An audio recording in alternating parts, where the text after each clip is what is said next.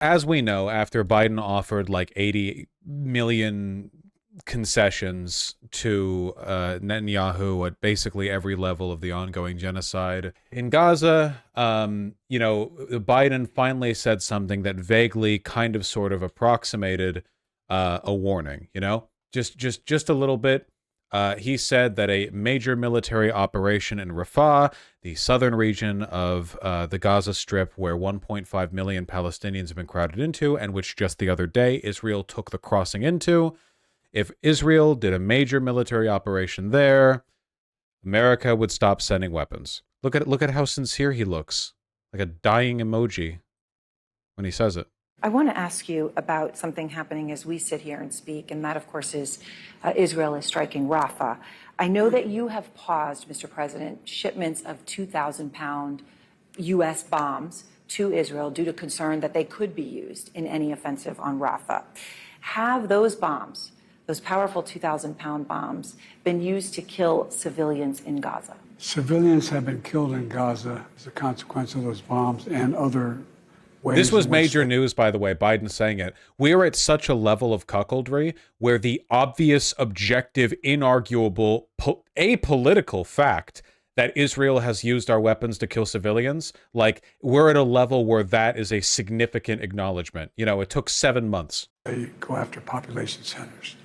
And I made it clear that if they go into Rafah, they haven't gone into Rafah yet. They have. I'm not supplying the weapons that have been used historically to deal with Rafah, to deal with the cities, to deal with that problem. We're going to continue to make sure Israel is secure in terms of Iron Dome and their ability to respond to for more years. Came out of the Middle East recently, but it's just wrong. We're not going to supply the weapons and the artillery shells used that have been used. Artillery shells as well. Yeah, artillery shells. So we found a point here. The reason we've arrived now at this point is because Biden and Biden's administration are both aware of the fact that a major military incursion into Rafah by Israel would lead to an unprecedented bloodbath. I mean, like, it would soak the Gaza Strip in red. So many people are compressed in such a small area that a single shot from a single time. The IDF are monsters and have absolutely no qualms about, like, indiscriminate use of their weaponry. We know they have no discipline. They upload videos gleefully of them committing war crimes. They do not give a shit. So, like, yeah, a single, like, JDAM or a single errant tank shot could literally, like, mulch crowds of people. And the Biden administration has apparently now finally found a line at which point they can say, we don't want to be responsible for this. We don't want to be held on the hook for this. The pictures and videos of what would happen in Rafah, of what Rafah would look like, would be, like, indescribably bad, like, unbelievably bad. Let me see if I can I can find a good comparison here, okay? You know how big Disneyland is? Sorry, Disney World. Now maybe we should use Disneyland. Hold on. So one second. Acres to square miles. We're going to use this for comparison, okay? 0.0015. Okay. So there we go. Disney bought a much smaller parts for that. Walt Disney World is much larger than its older sibling. The park has grown, now covers 47 square miles. Okay? 47 square miles. That's Disney World. Rafah is half that. So Rafah, in which there are 1.5 million Palestinians, is in an area 1/2 the size of Disney World. So it's 1/2 of Disney World. Okay? So that's we've done the math. It's 0.5 Disney Worlds. So if you could, comprehend those, like, proportions. Yes, and like Disney World, mostly full of children. Exactly, Scheherazade, and thank you very much. Disney World, admittedly, is quite big. We're talking about the overall land size, not just the park itself. But yes, that includes Epcot. Yes, that includes Epcot, okay? Look, let's not focus too much, okay? You can Google size, relative sizes as much as you want, okay? And a park in Disney World usually only gets around 40,000 people a day. Yeah. How many football fields is that? Football field size, 120 yards, 1.3 acres. So what? Okay, football fields in square miles. How many squares? Okay, about 500 football fields in a square mile. Okay, so about 5,000, about 20,000 football fields altogether, lined up next to each other is Rafa, which sounds like a lot, but it's 1.5 million people. Okay, so has anyone been? Okay, who here's been to SeaWorld? No, we're not doing this anymore. Okay, we're moving on. We're moving on. Okay. Okay. Unironically, the most direct comparison for me is that Seattle has approximately 1 million people and is about 3 times the size, a little more than 3 times the size. So if you think of Seattle, a major major city, the city, not the overall metropolitan area, the city of Seattle, we're talking 50% more people in a third the space of Seattle, like comparatively. You know, that's my comparison. Okay. So yeah, so the whole point here, the reason why Biden and his administration are backing off at this point is because they're aware of the fact that it would be an ungodly bloodbath, you know. And keep in mind, Seattle has like high rises, you know, like we're just talking tents. Let's continue. Just to understand what they're doing right now in Rafah. Is that not going into Rafah as you define it? They haven't gone into the population centers. What they did is right on the border. That is technically true, but I still think it counts as going into Rafah if you take the entry to it. It's causing problems with right now in terms of with Egypt, which I've worked very hard to make sure we have a relationship and help. But I've made it clear to Bibi and the War Cabinet, they're not going to get our support if in fact they go in these population centers. In response to this statement, Israel lost their minds. Netanyahu says that they are willing to fight with their fingernails. A prominent member of the Likud said that if we won't give them smart bombs, they will use dumb bombs and blow up more houses. They literally said in a speech, like, if you don't give us weapons, we will commit war crimes. It was so bad that the U.S. State Department official actually condemned the statement to the press. So if you can imagine how bad a statement from a member of the Israeli government has to be for a member of our State Department to condemn it openly and directly, like, yeah.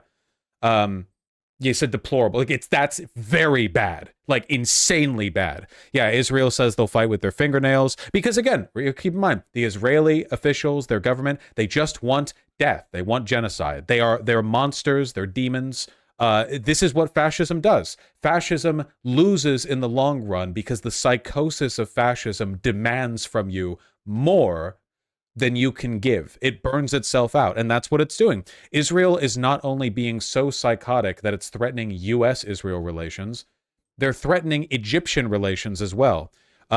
Egypt has threatened to destroy a key Israel-Egypt peace treaty, Camp David Accords. You've probably heard the name. If Israel goes ahead with an invasion of Rafah, Israel is bringing the entire Middle East to the brink because they want death that much. It's like, there's no other way to put it, really. It's insane. It's completely psychotic. I don't think anything can stop Israel at this point except military intervention. Like, they are reaching a level of psychosis that can't be stopped with diplomacy. And now we are responsible for this. We enabled this. We cultivated this. The Biden administration has aided and abetted the development of this psychosis, providing cover from them, providing them weapons, like providing them like UN protection. We have helped bring them to this point. We have cultivated in them the animalistic fervor which they are now currently acting with. You know, threatening the revocation of the Camp David Accords is pretty psychotic. Jesus Christ, this wasn't just from Egyptian officials. A Western diplomat also. Yeah, I saw this report where they were trying to sort of like cool tensions. But Egypt is not happy about this, and understandably so. You know, what are the Camp David Accords? They are a foundational peace treaty that were a product of like the last really big time that we told Israel, please stop making the entire Middle East less stable. Kind of. I'm oversimplifying massively. I thought Egypt didn't care about Palestinians. Why would they threaten this? Egypt doesn't like Palestinians that much. They really don't like Israel. Egypt doesn't like Israel that much. Egypt is a military dictatorship and an ally of the United States. We want them to be an ally because of the Suez Canal and for a bunch of other reasons. But like, keep in mind the Egyptian population is full of Muslims who just for a wide variety of religious and ethnic reasons don't have strong do not strongly care for Israel, you know, not to mention the war, the fact that like Israel took the Levant and had to cede it, you know, the territory that was given back. Does chat realize there are less than 20 Jews in Egypt? I didn't know that. God damn. In response to Biden saying do not do an invasion of Rafah, Netanyahu says, if we must stand alone, we shall stand alone. The entitled fucks. Gee, like seriously, we give them everything. Everything. And they're like, you know, no one's ever been on our side. If we must, we shall fight with our fingernails, he said in a video statement, but we have much more than our fingernails, and with that strength of spirit, with God's help, together we shall be victorious. I turn to Israel's enemies as well to our best of friends and say, the state of Israel cannot be subdued, Gallant said in a speech. We will stand strong, we will achieve our goals, we will hit Hamas, we will hit Hezbollah, in case you thought this was going to end with the Gaza Strip.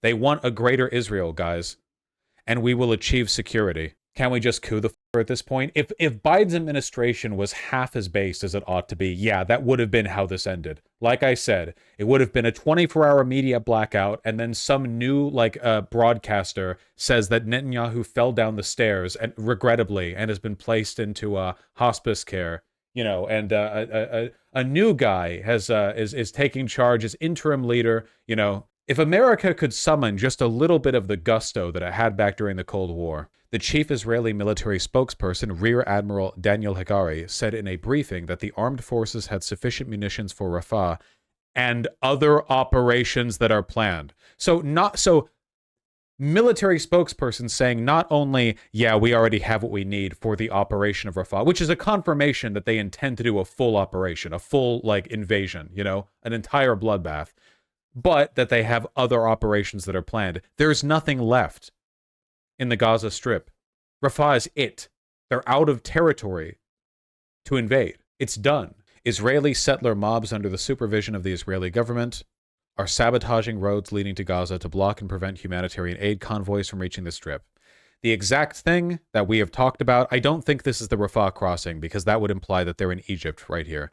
Unless this is hundreds of aid trucks. No, this is not the Rafah crossing. Hundreds of aid trucks accumulate near Eilat as Israeli settlers block the roads leading to Gaza, demanding a complete blockade of the Strip. Least evil settler, yeah. These guys are being funded by the Israeli government. You know, they're effectively like agents of the Israeli government. Yeah, they're going to do the same thing with the crossing at Rafah, of course, because they want mass starvation. I've genuinely never seen something as evil as this since like the Nazis and the Japanese occupation of China. Yeah, and that's because this is out of time. Stuff like this wasn't that uncommon centuries ago. It wasn't even that uncommon up until before the Second World War.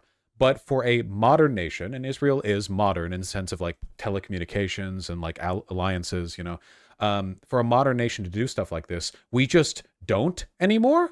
This isn't really something we enable a lot of evil. America enables a lot of evil, don't get me wrong, but through proxies, indirectly. To do it this overtly, this directly, it's just out of time, you know? Normally, to see this kind of overt brutality, you need to see it in places in the world we don't really consider to be like modern or Western, you know? What goes on in Rwanda or the Congo or Syria. Not Syria. Well, yes, in Syria, you know, to an extent. It's like out of our purview. But Israel is very much within our purview. We fund it. Israel even was not quite this deranged until more recently. Yeah. Yes, protests in Tel Aviv right now. Not even a little bit surprising, you know. The Israeli population does have a significant number of people who oppose what's going on, or at least oppose Netanyahu. I don't know if you saw this, but that college professor from the video harassing the Muslim woman was fired. Really? No kidding. How anti-Semitic of them. Breaking. ASU President Michael Crow said Dr. Jonathan Yudelman is, quote, no longer permitted to be on campus and will never teach here again. Nice. Wow, that's pretty harsh language, too. Based. Nice. I mean, it's like, this is like the minimum amount, right? This is like the bare minimum, and I'm still surprised that it happens. That a guy like a thug just openly harassing a Muslim woman, being anti or being Islamophobic towards her. Like he's doing the brown shirt bit, though it's his friend who is wearing the brown shirt. This guy right here is doing the brown shirt bit fully in terms of like ethnic intimidation.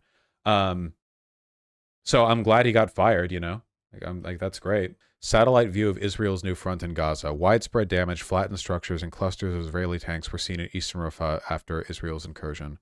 Oh, right. New York Times, you're not getting me today. Oh, okay. My particular method for bypassing the paywall does not seem to work with images that well. Well, you live and you learn. You live, you laugh, you love, as I'm always saying. I don't understand what Israel's long-term plan is. It doesn't make sense. Fascism doesn't make sense. Sometimes that is literally the answer, We can't make the assumption that everyone, even the most evil people around, are operating rationally, that they have some kind of like long-term plan for the goodness of their people. Sometimes people are just bloodthirsty animals. It's been known to happen. It's not like the Nazis operated rationally, Like if you actually like go back and look at history, the Nazis' psychosis was one of the main reasons they fell apart. Turning on the Soviets when they did, overextending with the Blitz, like invading Poland at the time they did, rather than consolidating other relations or acquisition. Like there were so many things. Think of Japan. Japan did Pearl Harbor, man. They were mad at us because we cut off fucking like oil to them, like gasoline to them, because we didn't want to fund or fuel their war effort.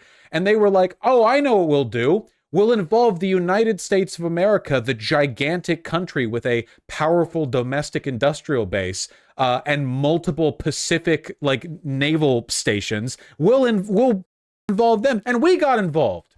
Like, they called nukes Jew technology. Yeah, the Nazis thought that relativity was Jew physics. That sounds like a joke, but it's not.